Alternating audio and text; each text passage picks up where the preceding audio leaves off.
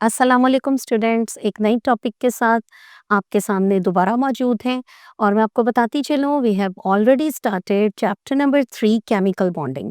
और आज का जो हमारा टॉपिक है स्टूडेंट्स, वो प्रीवियस टॉपिक के साथ रिलेट करता है। हमने इससे पहले पढ़ा था केमिकल बॉन्ड क्या है और why do atoms form chemical bond. फिर हमने केमिकल बॉन्ड्स की जो टाइप्स हैं वो डिस्कस की थी और हमने कहा था केमिकल बॉन्ड की 3 टाइप्स हैं। Number 1 is ionic bond, number 2 is covalent bond. So हमारा आज का जो टॉपिक है वो है कोवलेंट बॉन्ड। इससे पहले मैं आपको बताती चलूं कि आयोनिक बॉन्ड जो है that is the complete transfer of electron from one atom to another atom. Ionic bond क्या है? कंप्लीट ट्रांसफर ऑफ इलेक्ट्रॉन से बनता है। अब जो हमारा आज का टॉपिक है वो है कोवलेंट बॉन्ड। तो स्टूडेंट्स, जब हमने बात की थी कि एटम्स जो हैं वो बॉन्ड्स क्यों बनाते हैं, तो हमने ये कहा था कि एटम्स इसलिए बॉन्ड बनाते हैं और एक दूसरे के करीब आते हैं। फर्ज करें कोई से दो एटम्स हैं, वो क्यों बॉन्ड बनाएंगे और एक दूसरे के करीब आएंगे, इंटरेक्ट करेंगे? उसकी दो तीन वजूहात हैं। सबसे पहली वजह ये है कि हर एटम चाहता है कि उसकी एनर्जी जो है वो लोअर हो जाए। तो हम कहेंगे कि एटम्स वांट टू डिक्रीज और want to lower their energies. And number 2, दूसरी वजह ये है they want to attain the electronic configuration of the noble gases. दूसरी वजह ये है कि हर एटम चाहता है कि उसकी जो इलेक्ट्रॉनिक कन्फिग्रेशन है वो नोबल गैसेस की तरह हो जाए। तो स्टूडेंट्स, जब भी कोई एटम एक दूसरे के करीब आता है तो आप याद रखिए, पहली बात ये कि उसका न्यूक्लियस है जिसके ऊपर पॉजिटिव चार्ज है और फिर उसके इलेक्ट्रॉन्स हैं जो उसके इर्द गिर्द रिवॉल्व कर रहे हैं। जब कोई से दो एटम्स एक दूसरे के करीब आते हैं तो उनके दरमियान टू फोर्सेस जो हैं वो काम करती हैं एट ए टाइम। नंबर 1 जो है फोर्स ऑफ अट्रैक्शन है, number 2 is the force of repulsion. अब फोर्स ऑफ अट्रैक्शन क्या है? जो कि ऑपोजिट चार्जेस के आपस में करीब आने से जो है वो बनती है। और दूसरी जो थी फोर्स ऑफ रिपल्शन, जो कि सेम चार्जेस जब एक दूसरे के करीब आते हैं तो उनमें फोर्स ऑफ रिपल्शन क्रिएट होती है। अब दोनों जो न्यूक्लियस हैं, दो एटम्स करीब आ गए हैं तो दोनों के न्यूक्लियस पे पॉजिटिव चार्ज है। इसका मतलब है जब ये करीब आएंगे तो ये दोनों एक दूसरे को रिपेल करेंगे। अब फोर्स ऑफ अट्रैक्शन कहाँ से आ रही है? ये जो न्यूक्लियस है वो दूसरे एटम के इलेक्ट्रॉन्स को भी अपनी तरफ अट्रैक्ट कर रहा है। दूसरे एटम का न्यूक्लियस जो है वो दूसरा जो एटम उसके करीब आया है उसके इलेक्ट्रॉन को अपनी तरफ अट्रैक्ट कर रहा है। सो वहां पे बन रही है फोर्स ऑफ अट्रैक्शन। और हमने कहा था कि जब भी force of attraction force of repulsion से ज्यादा होगी तो बॉन्ड बन जाएगा। सो अब हम आते हैं, what is the definition of covalent bond? Bond formed by mutual sharing of electrons provided by bonded atoms is called covalent bond. अब कोवलेंट बॉन्ड को अगर हम शॉर्ट फॉर्म में कहें, that is the mutual sharing of electrons. जब आप कोई सी भी चीज शेयर कर लेते हैं, जैसे एक टेबल पे या दो चेयर्स हैं हमारे पास, बच्चे बैठे हुए हैं, स्टूडेंट्स, हम उनसे कहें कि अपनी बुक शेयर कर लो। So this is called the mutual sharing. इसी तरह से जो इलेक्ट्रॉन्स हैं वो शेयर करेंगे, दो एटम्स जो हैं वो इलेक्ट्रॉन्स को आपस में शेयर करेंगे। देखते हैं इसकी कुछ टाइप्स हैं। और नंबर 1 टाइप है सिंगल कोवलेंट बॉन्ड। अगर तो एटम्स एक जो है इलेक्ट्रॉन एक एटम दे रहा है, दूसरा एटम जो है वो दूसरा इलेक्ट्रॉन दे रहा है। अगर तो एटम्स एक एक इलेक्ट्रॉन शेयर करेंगे तो बनेगा single covalent bond. Two electrons are shared between two bonded atoms. इसमें टू इलेक्ट्रॉन्स शेयर होंगे, टू बॉन्डेड एटम्स जो कि एक दूसरे के करीब आए हैं। नंबर 2, इनकी जो कंडीशंस हैं, one bond pair of electron is formed. अब वन बॉन्ड पेयर कौन सा है? I will tell you. And they are denoted by single line से बनेंगे। इसकी एग्जांपल्स देखते हैं। इसकी सबसे बेहतरीन एग्जांपल आ जाती है हाइड्रोजन की। अब हाइड्रोजन का जो आउटर शेल है उसके अंदर एक इलेक्ट्रॉन है। ये दूसरे जो है हाइड्रोजन उसके साथ मिलेगा। ठीक है, एक हाइड्रोजन का एटम जिसके पास एक इलेक्ट्रॉन है और दूसरा जो हाइड्रोजन है उसके पास भी एक इलेक्ट्रॉन है। अब दोनों ये चाहते हैं कि इनकी इलेक्ट्रॉनिक कन्फिग्रेशन जो है वो किसकी तरह हो जाए? नोबल गैसेस की तरह। और फिर इनका ये है कि इनकी एनर्जी जो है वो लोअर हो जाए। तो इन दोनों रीज़न्स की वजह से ये एक दूसरे के करीब आएँगे और अपना एक-एक इलेक्ट्रॉन जो है वो शेयर कर लेंगे। जब ये इलेक्ट्रॉन शेयर करेंगे तो आप देखेंगे कि दोनों जो हाइड्रोजन्स हैं एट अ टाइम उनके पास 2 इलेक्ट्रॉन्स हो गए हैं। ये जो एक बॉन्ड पेयर बनेगा, एक इलेक्ट्रॉन एक एटम ने दिया, दूसरा इलेक्ट्रॉन दूसरे हाइड्रोजन एटम ने दिया। इस तरह फॉर द टाइम बीइंग दोनों के पास आउटर शेल में 2 इलेक्ट्रॉन्स मौजूद हैं। और ये जो हैं अब इनके स्टेबल हो गए हैं, इनकी एनर्जी लोअर हो गई है और ये जो हैं वो नोबल गैसेस की इलेक्ट्रॉनिक कन्फिग्रेशन की तरह नज़र आ रहे हैं। और इसको हम डॉट एंड क्रॉस फार्मूला उसको हम कहते हैं। ये डॉट है and this is the cross. इसको डॉट एंड क्रॉस फार्मूला से भी लिखते हैं। एक जो एटम है उसके इलेक्ट्रॉन्स को हम डॉट से लिखेंगे, दूसरा जो है एटम उसके इलेक्ट्रॉन्स को हमें क्रॉस की शक्ल में लिखेंगे। सो इसके फार्मूले को हम कहते हैं डॉट एंड क्रॉस फार्मूला। और याद रखना है जब हम लिखेंगे तो हम देखेंगे कि इनको सिंगल लाइन से डिनोट किया जाता है, जाहिर किया जाता है सिंगल कोवेलेंट बॉन्ड को। और अपने याद रखना है इसमें 2 electrons are shared, 2 electrons share होंगे और जो बॉन्ड पेयर बनेगा 1 बॉन्ड पेयर। ये जो पेयर बना है इसको हम कहते हैं 1 बॉन्ड पेयर और इसको हम डिनोट करेंगे सिंगल लाइन से। ये था सिंगल कोवेलेंट बॉन्ड। अब हम इसकी दूसरी टाइप पढ़ते हैं जो कि है डबल कोवेलेंट बॉन्ड। अब डबल कोवेलेंट बॉन्ड में जैसा कि नाम से ही जाहिर है, हर एटम जो है वो 2 इलेक्ट्रॉन को शेयर करेगा। एक एटम अपने 2 इलेक्ट्रॉन शेयर करेगा और दूसरा एटम भी अपने 2 इलेक्ट्रॉन को शेयर करेगा। इस तरह से 2 बॉन्ड पेयर ऑफ इलेक्ट्रॉन्स जो है वो बन जाएंगे और इसको हम जाहिर करेंगे 2 सिंगल लाइन से। ठीक है, number 1, 4 electrons are shared between 2 atoms, 2 bond pair of electrons are formed, 2 bond pair बनेंगे। और नंबर 3 हमने बात की, इसको हम जाहिर करेंगे डबल लाइन से। अब इसकी एग्जांपल देखते हैं, हमारी बुक में मौजूद है ऑक्सीजन की एग्जांपल। तो स्टूडेंट्स, ऑक्सीजन एटम जो है इसके आउटर शेल के अंदर 6 इलेक्ट्रॉन्स मौजूद हैं। एक ऑक्सीजन एटम्स के पास भी 6 हैं, दूसरे ऑक्सीजन एटम के पास भी 6 हैं। अब ये क्या करेंगे, अपने जो हैं 2-2 इलेक्ट्रॉन्स को शेयर करेंगे। तो इनका मसला जो है वो हल हो जाएगा। क्यों? क्योंकि ये चाहते हैं कि इनके आउटर इलेक्ट्रॉन में 8 इलेक्ट्रॉन्स आ जाएं और इनका आउटर जो है शेल और आउटर जो इलेक्ट्रॉनिक कन्फिग्रेशन है वो कंप्लीट हो जाए, नोबल गैस की तरह हो जाए। सो दोनों जो ऑक्सीजन एटम है वो करीब आएंगे और अपने जो 2-2 इलेक्ट्रॉन्स हैं उनको शेयर करेंगे।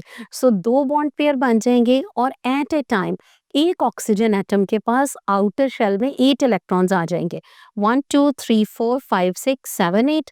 इस ऑक्सीजन के पास भी 1 2 3 4 5 6 7 8।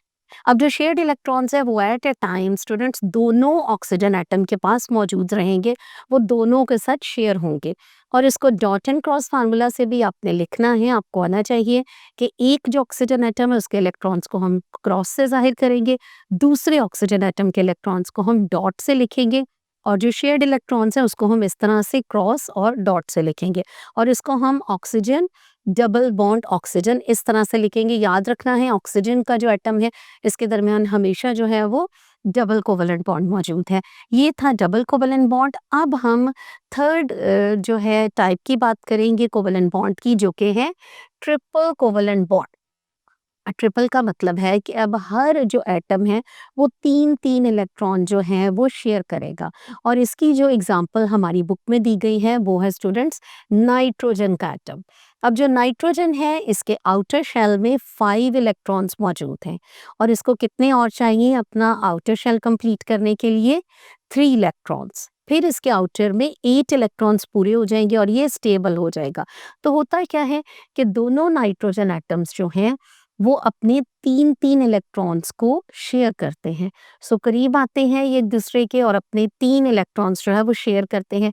3 इलेक्ट्रॉन एक नाइट्रोजन एटम देता है, 3 इलेक्ट्रॉन जो है वो दूसरा नाइट्रोजन एटम देगा। सो इनके जो हैं आउटर शेल जो है वो 8 इलेक्ट्रॉन से कंप्लीट हो जाएगा। किस तरह से? जैसे 1 2 3 4 5 6 7 8। क्योंकि ये जो पेयर है ये दोनों के साथ शेयर हो रहे हैं। ये भी जो नाइट्रोजन है 1 2 3 4 5 6, 7, 8। सो दोनों नाइट्रोजन जो हैं उनके आउटर शेल में शेयरिंग की वजह से for the time being 8 electrons आ जाते हैं और उनका जो है कि उन्होंने इलेक्ट्रॉनिक कन्फिग्रेशन जो है वो स्टेबल जो है वो करनी है नोबल गैसेस की तरह, वो उनका कंप्लीट हो जाता है।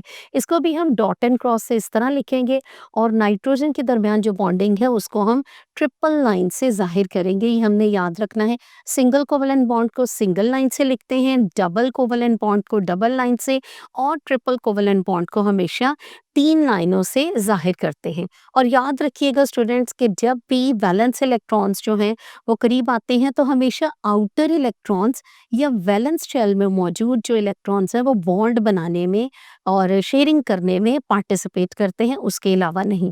अब हमारी बुक में कुछ फॉर्मेशन ऑफ कोवेलेंट कंपाउंड्स हैं, कुछ ऐसे कंपाउंड्स दिए गए हैं जिनका हमें पता होना चाहिए कि किस तरह से बनते हैं। सो सबसे पहले है स्टूडेंट्स वाटर। पानी जो है इसका फार्मूला हम सब जानते हैं। अब हमने देखना है इसके दरमियान कौन सी बॉन्डिंग है, याद रखना H2O is the formula of water और इसके दरमियान कौन सी बॉन्डिंग है, कोवेलेंट बॉन्डिंग। और ये जो है इसमें होता क्या है, ऑक्सीजन जो है वो एक एटम है पानी के अंदर और हाइड्रोजन जो है वो 2 हैं। अब हर हाइड्रोजन जो है उसके आउटर शेल में 1 इलेक्ट्रॉन है और ऑक्सीजन के आउटर शेल में कितने हैं, 6 इलेक्ट्रॉन्स। 1 2 3 4 5 6 आउटर इलेक्ट्रॉन्स की बात हो रही है, टोटल की नहीं, ये आपने याद रखना है। सो ऑक्सीजन के आउटर में 6 इलेक्ट्रॉन्स हैं। ये क्या चाहेगा, ये यही चाहेगा कि इसके आउटर में 6 के बजाय 8 इलेक्ट्रॉन्स आ जाए। हाइड्रोजन का क्या होगा, वो भी ये चाहेगा कि उसके आउटर में 2 आ जाएँ तो वो स्टेबल हो जाएगा, ऑक्सीजन के आउटर में 8 आएँगे तो वो स्टेबल हो जाएगा। होगा क्या, ये जो हाइड्रोजन है ये ऑक्सीजन एटम के करीब आएँगे इस तरह से और अपने-अपने इलेक्ट्रॉन्स को शेयर करेंगे। सो ऑक्सीजन जो है उसके पास 6 है, वो 1 इलेक्ट्रॉन एक हाइड्रोजन से लेगा शेयरिंग के लिए और 1 इलेक्ट्रॉन दूसरे हाइड्रोजन से। सो ऑक्सीजन के पास कितने हो जाएंगे उस वक्त आउटर में, 8 इलेक्ट्रॉन्स। इसी तरह हाइड्रोजन जो है वो 1 इलेक्ट्रॉन अपना और 1 इलेक्ट्रॉन ऑक्सीजन से शेयर करेगा, उसके आउटर में 2 आ जाएँगे। ये वाला हाइड्रोजन भी 1 इलेक्ट्रॉन अपना और 1 जो है ऑक्सीजन के साथ शेयर करेगा, उसके पास भी 2 हो जाएँगे। सो इस तरह अपने इसकी जो है फॉर्मेशन वो लिखनी है।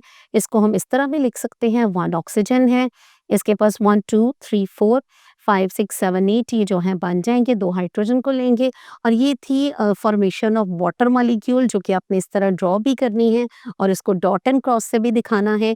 और दूसरा जो है कंपाउंड हमारे पास कोवेलेंट कंपाउंड, वो है स्टूडेंट्स कार्बन डाइऑक्साइड। इसका फार्मूला है CO2, यानी कार्बन का एक एटम है और ऑक्सीजन के 2 एटम्स मौजूद हैं। इसको हम इस तरह लिखेंगे, ऑक्सीजन एक तरफ है, इस तरह से दूसरी तरफ ऑक्सीजन, एक राइट और एक लेफ्ट की तरफ है, कार्बन दरमियान में है। कार्बन का भी देख लें, इसके जो आउटर इलेक्ट्रॉन्स हैं, वैलेंस इलेक्ट्रॉन्स, वो 4 हैं। अब इसको चाहिए 4 इलेक्ट्रॉन्स और, ताकि ये अपनी इलेक्ट्रॉनिक कन्फिग्रेशन जो है वो कंप्लीट कर ले, यानी 8 इलेक्ट्रॉन्स कर ले। ऑक्सीजन का जैसे हमें पहले पता है इसके 6 है आउटर इलेक्ट्रॉन्स, इसको 2 इलेक्ट्रॉन्स और चाहिए तो इसके आउटर शेल में 8 इलेक्ट्रॉन्स आ जाएंगे। इसका भी जो है वो नोबल गैसेस का पूरा हो जाएगा इलेक्ट्रॉनिक कन्फिग्रेशन। करेंगे क्या, करीब आएंगे, कार्बन अपने 2 जो इलेक्ट्रॉन्स हैं वो इस ऑक्सीजन के साथ शेयर करेगा और 2 इलेक्ट्रॉन्स जो हैं वो इस ऑक्सीजन के साथ शेयर करेगा। शेयर करने से होगा ये कि इस ऑक्सीजन के पास 8 इलेक्ट्रॉन्स आ जाएँ, 1 2 3 4 5 6 7 8। इसी तरह से इस ऑक्सीजन के पास भी 1 2 3 4 5 6 7 8। अब ऑक्सीजन का मसला तो हल हो गया, उसके पास तो 8 आ गए। अब कार्बन को देखते हैं, स्टार्ट में कार्बन के पास थे 4 इलेक्ट्रॉन्स एंड ये चाह रहा था कि इसके पास कितने हो जाए स्टूडेंट्स, 8। तो इसके पास 1 2 3 4 5 6 7 8। इसका भी जो काम है वो पूरा हो गया, इसके भी आउटर में 8 आ गए हैं। तो इसका मतलब है ये शेयर कर रहे हैं। इस तरह से स्ट्रक्चर आपने इसका याद रखना है, ड्रॉ भी करना है कि कैसे करीब आते हैं, किस तरह से शेयर करते हैं और आपने एक जो है एटम उसको डॉट से लिखना है, उसके इलेक्ट्रॉन को दूसरे को क्रॉस से, और इस तरह इसका स्ट्रक्चर लिखना है और इसको इस तरीके से भी लिखना है। ऑक्सीजन के जो इलेक्ट्रॉन्स हैं इनको क्रॉस से लिखा है, 6 हैं, कार्बन के पास 4 हैं आउटर इलेक्ट्रॉन्स, दूसरा जो ऑक्सीजन है उसके पास भी 6 हैं, और आपने फिर दिखाना है कि ये जो है ये शेयर कर रहे हैं, इन वाले जो इलेक्ट्रॉन्स जो हैं दीज़ आर शेयरिंग, ये शेयर कर रहे हैं। इस तरह से कार्बन डाइऑक्साइड का स्ट्रक्चर जो है वो बनाएँगे और हम बताएँगे कि ये जो है कोवैलेंट बॉन्डिंग है इसमें। अब थर्ड जो हमारी बुक में मौजूद है स्टूडेंट्स, वो है मीथेन की एग्ज़ाम्पल। अब मीथेन जो है उसमें एक कार्बन एटम जो है 4 हाइड्रोजन एटम के साथ मौजूद है या जुड़ा हुआ है at a time. So carbon के पास आउटर कितने इलेक्ट्रॉन्स हैं? आउटर शेल में 4, 1 2 3 4, और इस जो 4 हाइड्रोजन्स हैं इसको 4 चाहिए, याद रखना। कार्बन को अपना आउटर मोस्ट शेल कंप्लीट करने के लिए 4 इलेक्ट्रॉन्स और चाहिए। तो वो क्या करेगा, 4 हाइड्रोजन के साथ म्यूचुअल शेयरिंग ऑफ इलेक्ट्रॉन कर लेगा। और हाइड्रोजन को, इन चारों हाइड्रोजन का क्या मसला है, इनको एक-एक इलेक्ट्रॉन बस और चाहिए ताकि इनका आउटर शेल कंप्लीट हो जाए। ये क्या करेंगे, कार्बन के एक-एक एटम जो है, इलेक्ट्रॉन जो है उसको शेयरिंग कर लेंगे। तो इस तरह से ये जो है अपना आउटर शेल कंप्लीट करेंगे। हर हाइड्रोजन जो है वो एक इलेक्ट्रॉन अपना लेगा और दूसरा जो है वो कार्बन के साथ शेयर करेगा। इसी तरह कार्बन अपना एक-एक इलेक्ट्रॉन चारों हाइड्रोजन के साथ शेयर करेगा। एट ए टाइम कार्बन के पास भी 8 इलेक्ट्रॉन आ जाएँगे, लेकिन हाइड्रोजन के पास एट ए टाइम 2 इलेक्ट्रॉन्स आ जाएँगे और ये अपना-अपना आउटर शेल जो है वो कंप्लीट कर लेंगे। इसको हम इस तरह से भी लिख सकते हैं, सी मिडल में और चारों तरफ आपने इसको हाइड्रोजन के साथ अटैच कर देना है। आपको दोनों फार्मूलाज़ जो हैं स्टूडेंट्स वो आने चाहिए, डिटेल में भी और डॉट एंड क्रॉस फार्मूला भी। फिर आपने बताना है कि हमने जो है वाटर में, कार्बन डाइऑक्साइड में और मीथेन में जो है वो कोवैलेंट बॉन्डिंग मौजूद है। ये था हमारा आज का लेक्चर, आज का टॉपिक, और मैं उम्मीद करती हूँ कि आपको समझ आ गया होगा। आज के लिए इतना ही था। अल्लाह हाफ़िज़।